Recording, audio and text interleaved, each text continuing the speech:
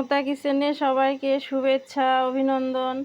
আশা করি সবাই ভালো আছেন। আজকে আমি ঘরোয়া মশলা দিয়ে চিংড়ির মালাইকারি করে দেখাবো। এর জন্য চুলায় একটা প্যান বসিয়ে দিয়েছি। প্যান গরম হয়ে গেছে। এবার পরিমাণ মতো তেল দিয়ে দেব।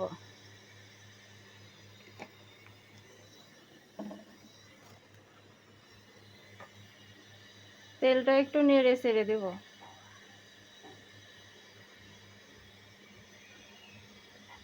এখানে আমি চিংড়ি মাছ লবণ হলুদ দিয়ে মেখে নিয়েছি, পরিষ্কার করে ধুয়ে। এবার মাছগুলো দিয়ে দেব।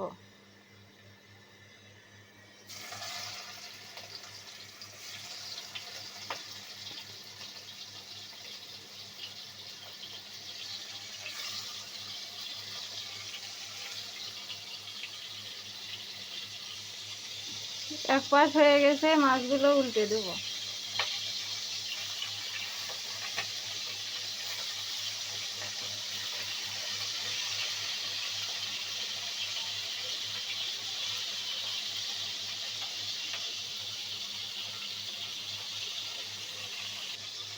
আমার মাছগুলো ভেজে না হয়ে গেছে। এবার তুলে নেব একটা প্লেটে।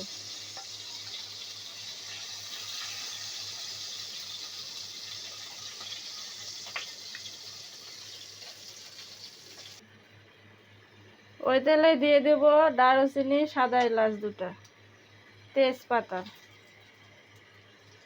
দিয়ে নেড়ে চেড়ে ভেজে নেব।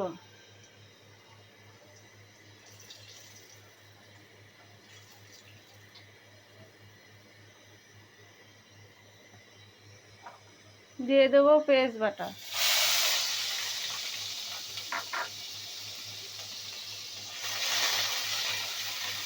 নেড়ে চেড়ে এটা ভেজে নেব।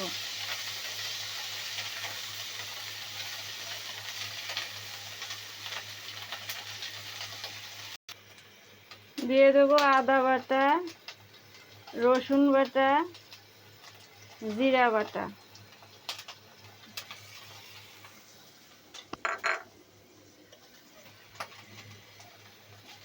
আদা রসুনের কাঁচা গন্ধ যাওয়া পর্যন্ত নেড়ে চেড়ে এটা ভেজে নেব।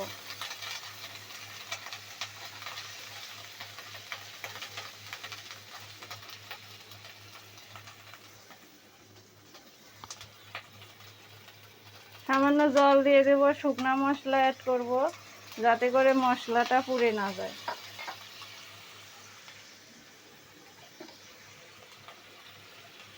দিয়ে দেব স্বাদ মতো লবণ,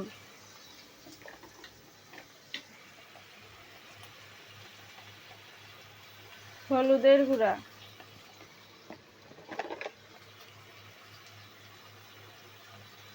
শুকনা মরিচের গুঁড়া, ধনিয়া গুঁড়া। এবার নেড়ে চেড়ে মশলা কষে নেব।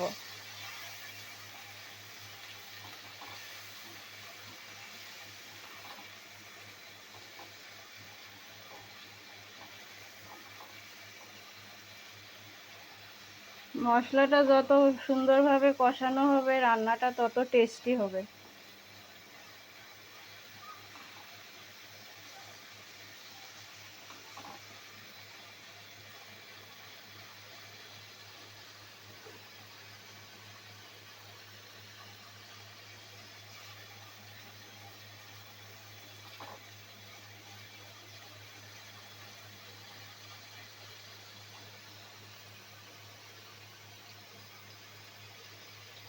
যখন দেখবেন মশলা থেকে তেল ছেড়ছে, তখন এই কষানো মশলাটা পারফেক্ট। এটা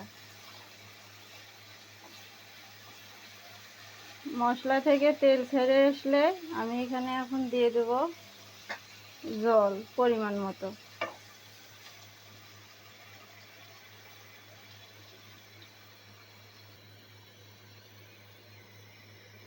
আমার ঝোল ফুটে এসেছে। এবার ভেজে রাখা মাছ দিয়ে দেব।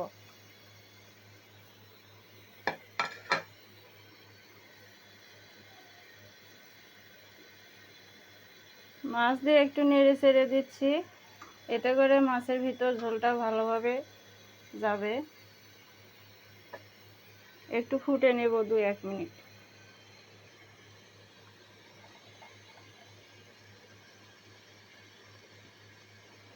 এ পর্যায়ে 2টা কাঁচামরিচ ফালি দিয়ে দেবো, এতে করে ফ্লেভার ভালো আসবে। মাছগুলো উল্টে দিচ্ছি।